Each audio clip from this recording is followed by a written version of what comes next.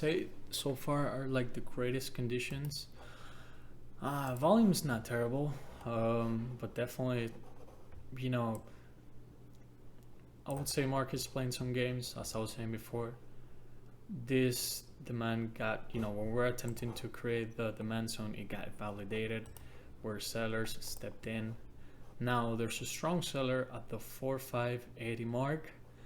It's acting like a good, strong support, but we're leaning to the downside. I'm leaning to the downside. Now, if I want to truly see a break below this, I want to see some selling pressure coming to actually gauge this plan. But it feels like so far, it looked like we're going to sell off and now we're coming above. Now, still staying silent. I'm still staying silent to have a high, something of quality, but I want to see some downside pressure actually validating that we're going to go and trigger the demand zone below.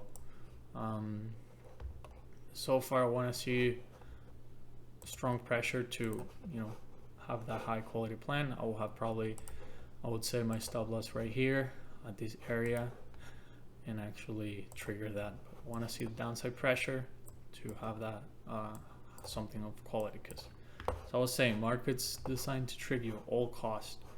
So still staying silent. Okay, so I feel like market playing some games. I got stopped out.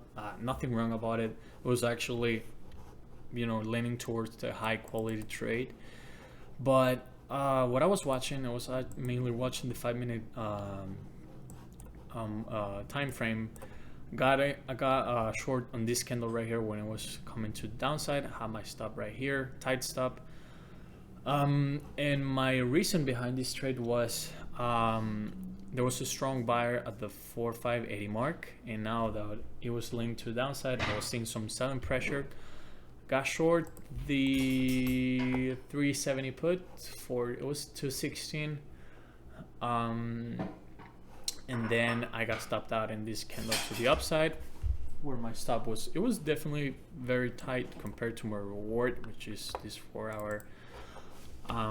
Still not leaning to the upside or anything. I'm looking, to a re-entry. You can always re-enter, but yeah, it was good trade management. I stopped out on, I think, like, what candle was it? 11:15. It was stopped out in this candle right here when it was looking to the upside.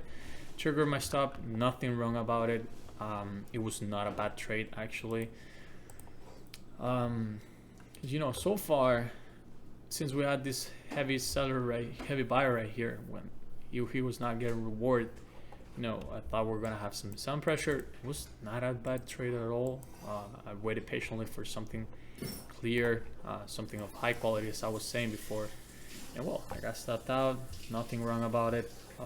Definitely looking to re-enter if opportunity presents. Okay, to finish up this video, I re-entered and got stopped out again. First trade was here after putting pressure on the 4580 buy right here. When we're looking like we were gonna sell off, I entered SPY puts and got stopped out in this candle right here. Now when we're looking like we're gonna sell off again, and the same seller from this area that first was looking like we're gonna sell off was coming again for a second move lower, I entered right here, but I had a tighter stop. I put it right here at the 4577 mark. So on this area right here, we're immediately, as soon as we broke low of the day again, we started to rally, seen right here. So some lessons from here. Well, definitely the first one was an okay trade. It was not a bad trade actually. I was patiently enough to wait for a reaction on the demand zone. This demand zone, like, we were hanging out right here, not showing effort from the bull side, and the print right here on the table, I saw some strong size, big size after putting pressure on the marks on the 4580 buyer, and actually, it looked like we were gonna sell off. Nothing wrong about it. Second trade, I wouldn't say it was a bad trade, but I think I entered too fast. Could have waited, since I saw that breaking this first low right here, it was met by some buying. Broke low day again, met by buy again. Could have probably avoided the second one, even though it actually looked like we're gonna sell off, and I also had a tight stop. But definitely, not a bad trade. Something to reflect on probably for future trades, for future trading sessions. Is that first conditions. Conditions are mostly where I lose the most amount of money, and conditions were not aligning to actually have a good trade on our hands. So it was a big target, so risk reward, it made sense, but it just market was not in agreement. So you have to keep your risk tight, so so you don't blow up your account. But definitely stop losses that made sense. Wouldn't say this one made a lot of sense, but definitely had to have tight stop to have a big reward. So far staying silent, but that's how the trading session ended up today.